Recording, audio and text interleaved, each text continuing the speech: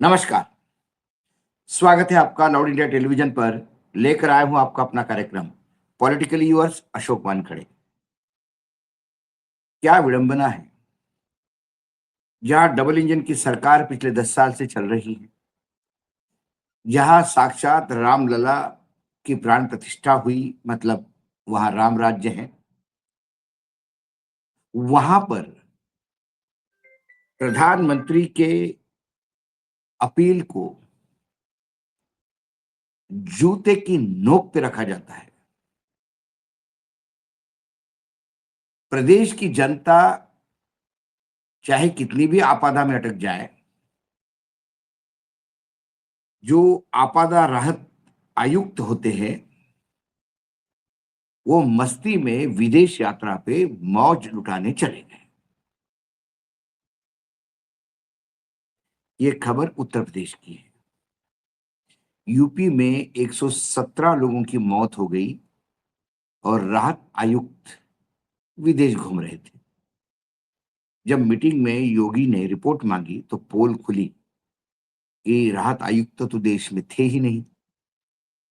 UP के राहत आयुक्त यानी डिजास्टर मैनेजमेंट कमिश्नर, जो बड़ी पोस्ट होती है डिजास्टर मैनेजमेंट की, डॉक्टर ऋषिकेश भास्कर यशोद, ये मराठी है लेकिन यूपी कैडर के हैं, अधिकारी हैं और 2006 बैच के हैं, बड़े ओहदे पे रह चुके हैं और ये इस पोस्ट पे रिसेंटली पोस्टेड हुए।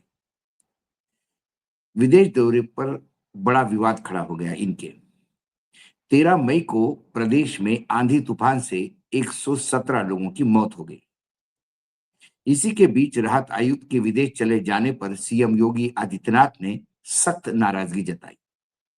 सीएम योगी ने राहत आयुक्त को विदेश यात्रा की अनुमति देने पर मुख्य सचिव एसपी गोयल से जवाब तलब कर लिया। बताया जाता है कि यह पहला मौका है जब किसी अफसर की छुट्टी मंजूर करने पे सीएम ने सीधे मुख्य सचिव से सवाल पूछे। पीएम नरेंद्र मोदी ने कुछ तारीखें आपको ठीक से याद रखनी होगी। पीएम नरेंद्र मोदी ने 10 मई को, ये याद रखिएगा, 10 मई को मंत्री अफसरों और देशवासियों से अपील की कि वे कम से कम 1 साल तक विदेश यात्रा ना करें।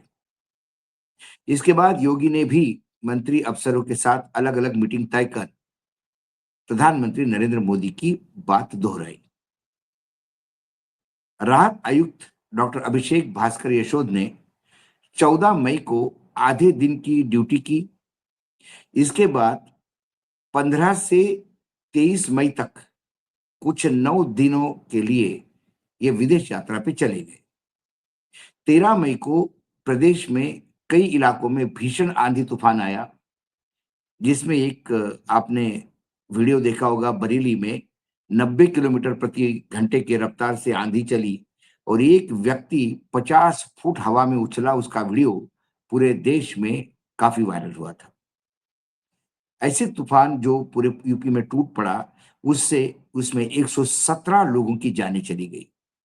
कई जिलों में जनजीवन पूरी तरह से अस्त व्यस्त हो गया।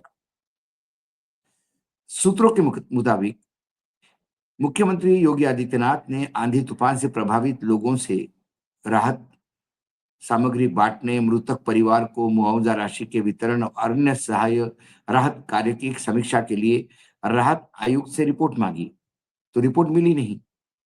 तो अधिकारियों ने बताया कि डॉक्टर ऋषिकेश 9 दिन की छुट्टी पर विदेश चले गए हैं। सीएम ने जब जांच कराई तो उनके सामने आया कि मुख्य सचिव एसपी गोयल ने ही विदेश जाने की हरी झंडी दे दी। इस पर सीएम ने मुख्य सचिव से नाराजगी जताई।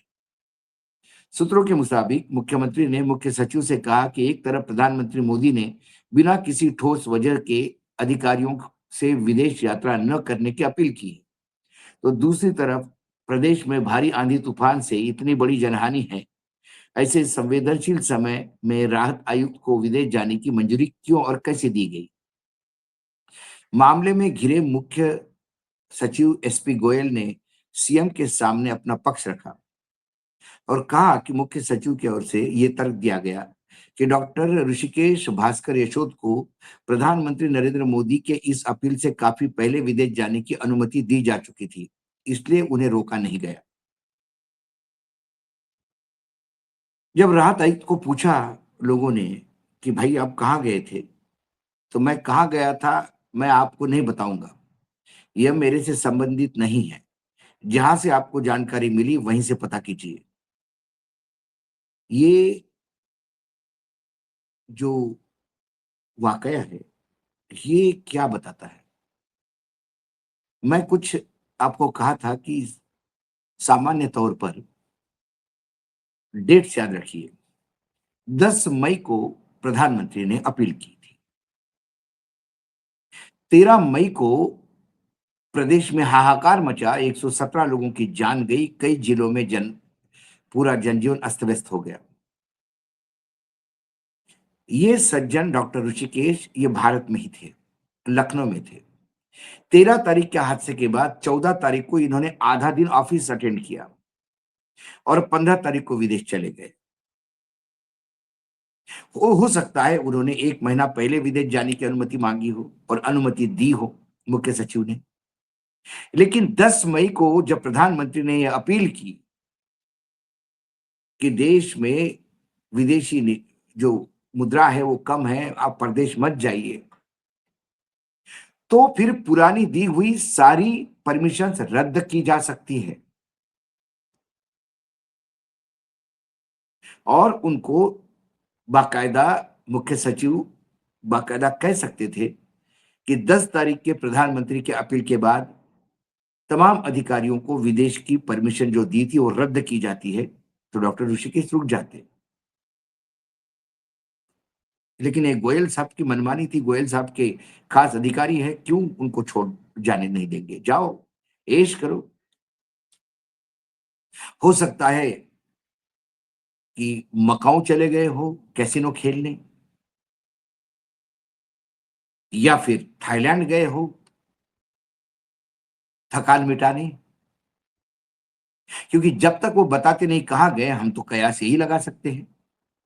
जो अधिकारी ये जानते हुए कि मैं उस डिपार्टमेंट का मुखिया हूं जिसकी सख्त जरूरत है उत्तर प्रदेश को, 117 लोगों की मौत हो गई है कल रात को, उसके बावजूद दूसरे नहीं तीसरे दिन 15-13 तारीख को यह हादसा हुआ, 13 तारीख को 117 लोग मरे, ये 14 को आधा दिन ऑफिस गए और 15 को ये विदेश के लिए उड़े।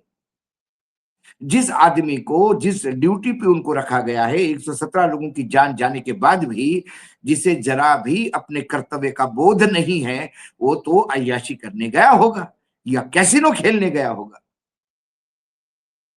यही हम सोच सकते हैं इनके इस व्यवहार से। तो उत्तर प्रदेश में लोग मर रहे थे और ये अय्याशी कर रहे थे।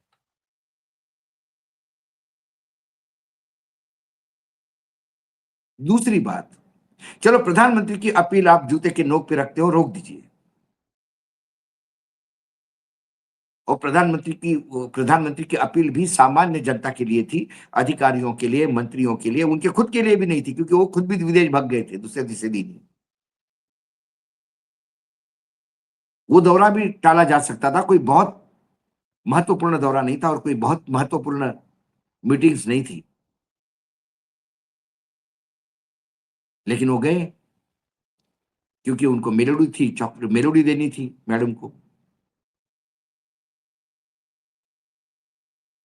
वो विदेश यात्रा पे नए नए इवेंट करते थे, उनको मालूम था देश के बच्चे रास्ते पे है, नीट की एग्जाम को लेके देश में असंतोष है, कॉकरोच पार्टी ने नाक में दम कर रखा है, ये सारी चीजों के फोकस हटाने के लिए मेलोडी खाओ सब जान जाओ का खेल खेला गया।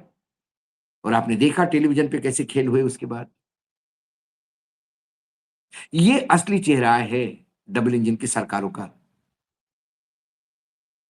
उस डॉक्टर ऋषिकेश पे कोई कार्रवाई नहीं होगी, ना गोयल साहब पे कोई कार्रवाई होगी, क्योंकि गोयल साहब पे कार्रवाई करने की औकात ही नहीं है मुख्यमंत्री योगी आदित्यनाथ की। दबे पड़े हैं अधिकारियों के नीचे। उत्तर प्रदेश अधिकारियों के भरोसे है, क्योंकि जिस मठ चलाने वाले बाबा के हाथ में प्रदेश दोगे तो ऐसा ही होगा। एक अधिकारियों का काकस है जो सुबह उठते से शाम तक लगातार योगी को ये बोलते रहते हैं कि आपको तो अभी प्रधानमंत्री बन के देश संभालना है, आप उधर फोकस करो, राज्य हमारे भरोसे छोड़ दो। अब इतने बड़े राज्य में 117 17 लोग मर गए तो क्या फर्क पड़ता है? यहाँ तो इतनी पॉपुलेशन है, लोग मरते रहते हैं। मौतों से कोई फर्क नहीं पड़ता, ना योगी आदित्यनाथ को, ना सरकार के किसी अधिकारी को। 117 परिवार को जरूर फर्क पड़ता है जिनके परिवार का मुखिया मारा जाता है या परिवार का कोई दूसरा व्यक्ति मारा जाता है। कुंभ में कितने लोग मरे इसका अभी तक हिसाब नहीं है। क्या फर्क पड़ता है? हमारे संत महात्मा तो कहते कुंभ में जाओ तो मोक्ष मिलता है, एक बाबा ने बोल दिया। लेकिन खुद को मोक्ष नहीं चाहिए उनको, वो बॉडीगार्ड के साथ जाता है नहाने। बहुत ही विद्रूप सत्य है। लोग कहते हैं सत्य कड़वा होता है, मैं कहता हूं सत्य विद्रूप होता है। और खासकर जहां डबल इंजन की सरकारें हैं वहां तो सत्य वाकई विद्रूप है। घिन आती है देख के। ये बड़ी खबर थी इसलिए आपके साथ शेयर की। आज पॉलिटिकल व्यूअर्स में इतना ही। फिर आता हूं किसी विषय के साथ, तब तक के लिए नमस्कार। देखते रहिएगा लव इंडिया टीवी।